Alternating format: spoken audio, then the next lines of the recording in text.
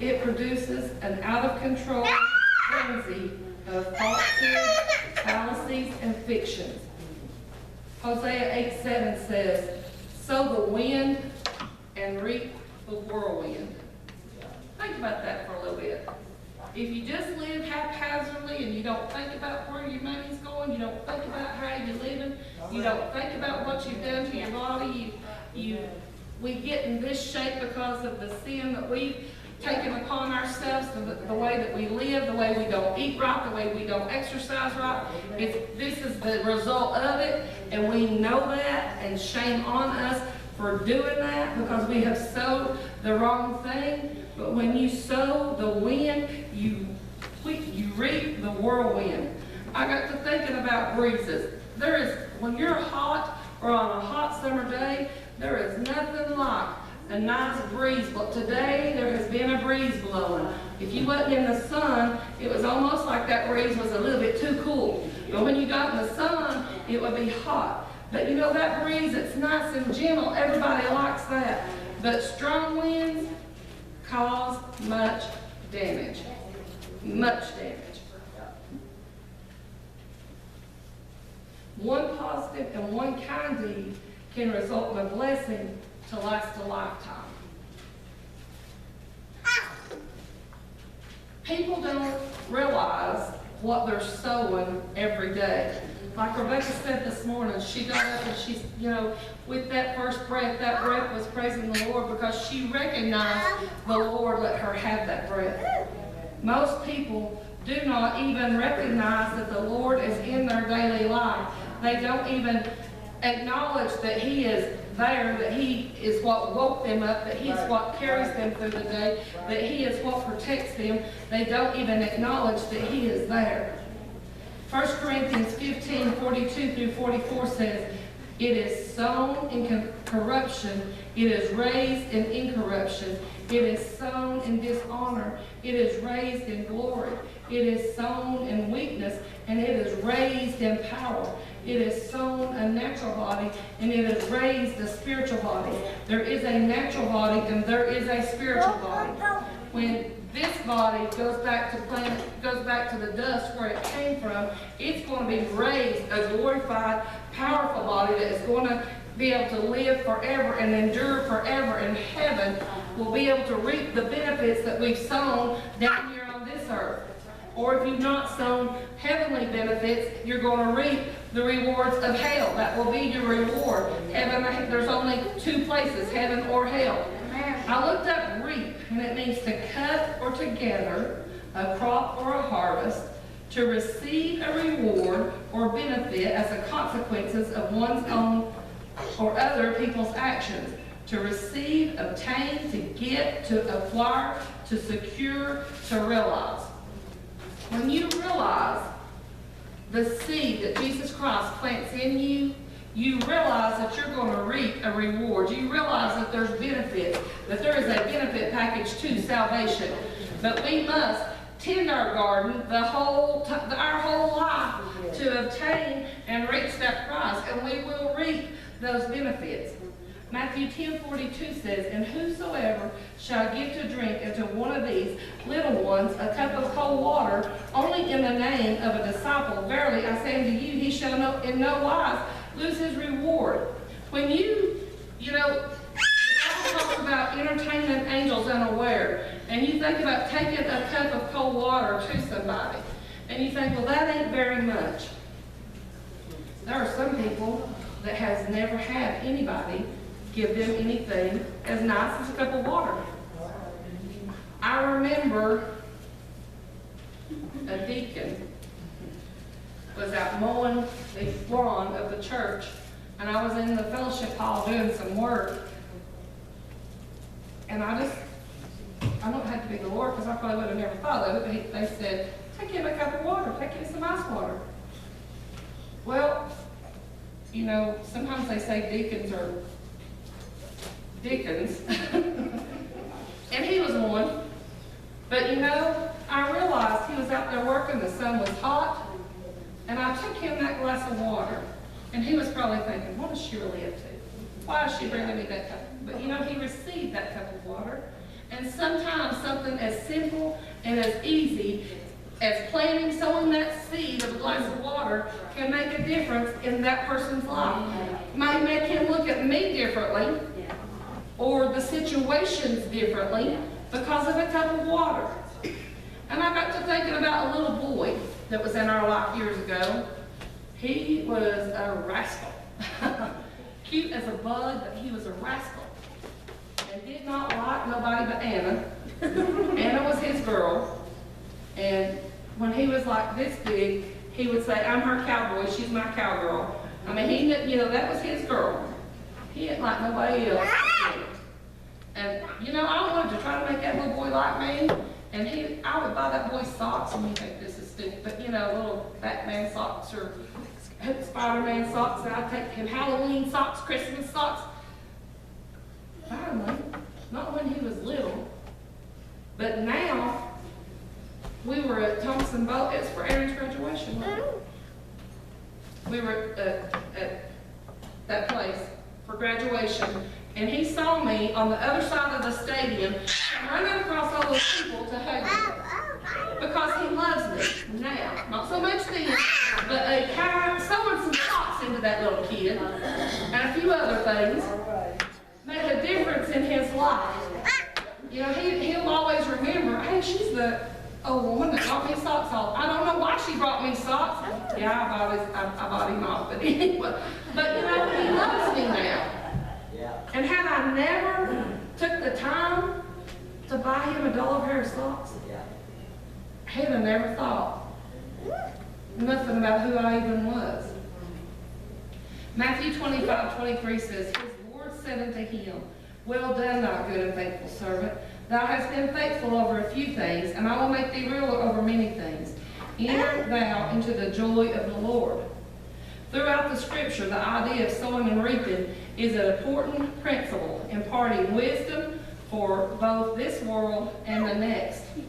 We have to be able to sow good in this world to make a difference in this world. If we're hateful, now sometimes you have to be firm and stern and tell the truth, and they may not like what you have to say, but if you're honest and just, you will make a difference, even in having to be rough. Let's go back to the garden. If you've ever planted a garden, if you go out in your yard and you decide, I'm going to plant a garden, it ain't that easy. Because that grass that's there, if you don't get rid of that grass and that root and all that, that's all you're going to have in your garden, isn't it, Brother George, is that grass. Because it's just going to keep coming up. So you have to clear the ground first. You have to get rid of that grass, you have to get rid of rocks, you have to get rid of sticks. And you know, usually a year or 2 years, you're still going to be finding sticks. Every time you go through and till that garden, it's still going to be kicking something up out of there. And every time you go in there, you're going to be throwing stuff out. Been there, done that. But once you get the garden tilled, the ground tilled, then you establish your rows for what you're going to plant. And for everything that you plant, there's different ways to plant it. You either dig a row with a hole down the middle of it. Sometimes you dig a hole to plant the plant. Sometimes things are planted in mounds or a hill, that's it. Sometimes they're in beds or a hill. And I thought about usually one of the, you know, after frost is gone and you start planting those seeds, lettuce, that early spring lettuce is one of the first things you plant. Well, you make that bed and you scatter them little teeny, they look like they ain't nothing. And you don't cover it 3 inches under the ground because you wouldn't have lettuce next year because it would never be able to break through. But them little tiny seeds you lay out there and you cover it thinly with dirt. This is natural, but think of the spiritual. If you go out there to harvest that lettuce and you cut that lettuce off, that lettuce will keep producing all summer long, all summer long. Now it's better at the first. Starts getting a little peppy as the summer goes on and the heat goes on, but it will keep producing.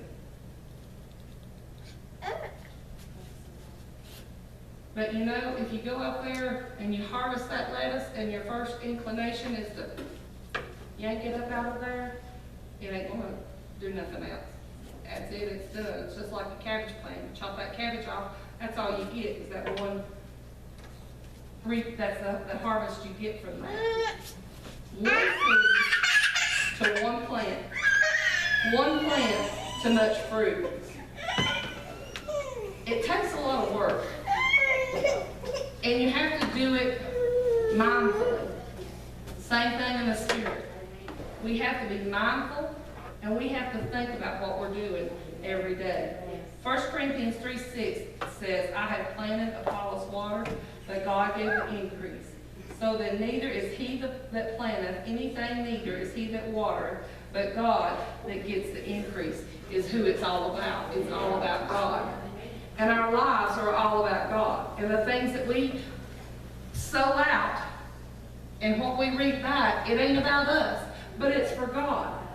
And if we reap ugly, if we reap ugly, or if we reap bitterness, or if we snap every time we talk to somebody, or if we're not Christ-like, let me tell you, all it takes is one time to put that seed of doubt in their mind that who are they? They are worth nothing. Who do they think they are? You leave with that taste in your mouth. I also remember, you know, sometimes as kids, we do what we have to do because it's what we have to do, or we get one of them whoopings. And maybe being in the garden ain't where you always want to be. But you know, they make that road down through there, and it's straight. That they never laid off like here's a string, but you know, here's the straight road, and you've got the seeds. Well, you have got them. When you throw those seeds down through there, if you've dropped a handful in the middle of the, where are they gonna come up at? They don't know to jump over in that road because they're in the wrong place. They're gonna come up out in the middle of that road, and that's where your harvest is going to, no it ain't, because you're going to have to tear it out when you go through there to plow to keep the weeds out. It will tell on you if you don't do it right, is what I'm trying to say. Been there and done that. There's rules, and I remember, you know, you put 2 or 3 little kernels in a little spot for corn, because you want 2 or 3 stalks to grow up together, but then you go 12 inches and you put 2 or 3, you know, there's an order to doing it. There's an order to doing our lives, what we sow, if we want to reap right. Like I said, you can't sow peas and expect to get corn or beans. You're going to get peas. What you sow is what you're going to get. This thought all came to me last Sunday morning. Something was said at Pastor Becky's. And it's about sometimes how you've got your garden laid out and your garden's growing and you think you're doing all right. You think you're being kind. You think you're doing everything to the best of your ability. You think everything is going pretty good. But then you go to your garden and here comes a volunteer up out of that garden. That volunteer is something that you planted a long time ago. Where did it come from? Tomatoes are one of the world's best or worst, whichever way you want to look at it. You can plow your garden and you may put your tomatoes over here this year, and next year you want to put them over here. You still will have tomatoes come up over here. But think about sin. Sometimes sin from the past will pop up. God didn't pop it up. But Satan will pop it up in your mind, in your garden, in your area, in your arena, to try to remind you, to try to bring you down, to try to say, what's that? What's that? One year I had a beautiful flower garden, and it was beautiful. And here out of nowhere comes tomatoes in my flower garden. Well, obviously the birds did that.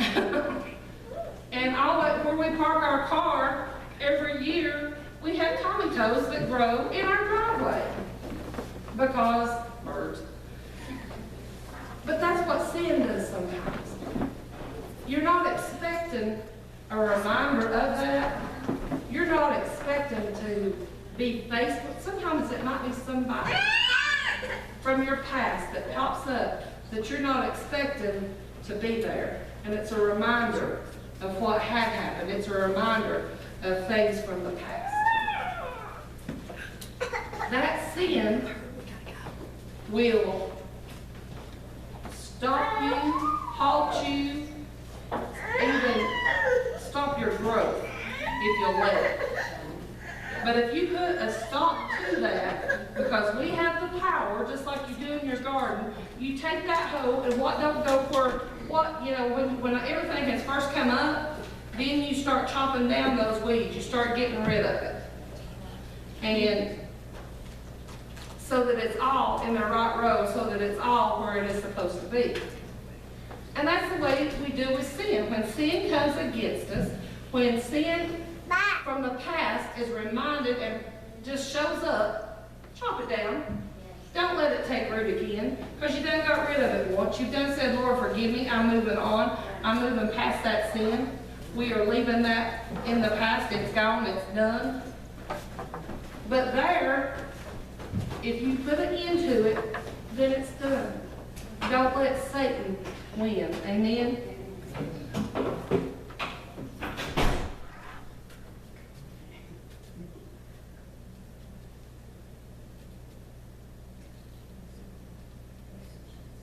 Don't allow past sins to keep you bound up. Pull the weeds, get them out. Put some weed killer on it. Whatever you got to do, take it to Jesus and say, I'm done with this. It's in the past. We're through. It's gone. We're done. You know, we're not going back there again. It's covered by the blood. That's right, Sherry. It's covered by the blood.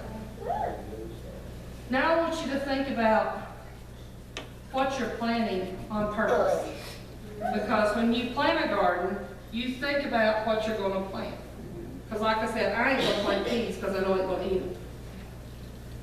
But you've given your heart to Jesus, you're living right, you're praying right, you're reading right, you're in right relationship. Does everybody notice the change? Everybody won't, but some people will. You have that clean slate. And when you have that clean slate and you begin planting love, joy, peace, long-suffering, gentleness, goodness, faith, meekness, temperance in your garden, people's going to notice it. Eventually, they're going to notice it. Are you a ray of sunshine or are you a thunderstorm in the lives of your family? Sometime, huh?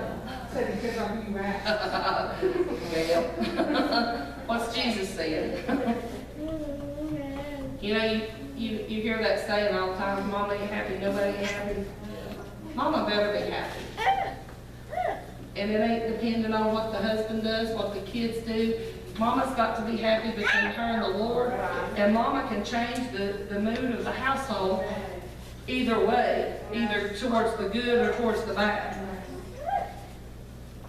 Well, you can't, how many of you have heard this statement? Well, there's just some people you can't love. I've heard it said that some people are unlovable. Nope, ain't what God says. God loves everybody, and if God's love is in us, He expects us to love everybody. Do we always know what they need or how to fix it? No.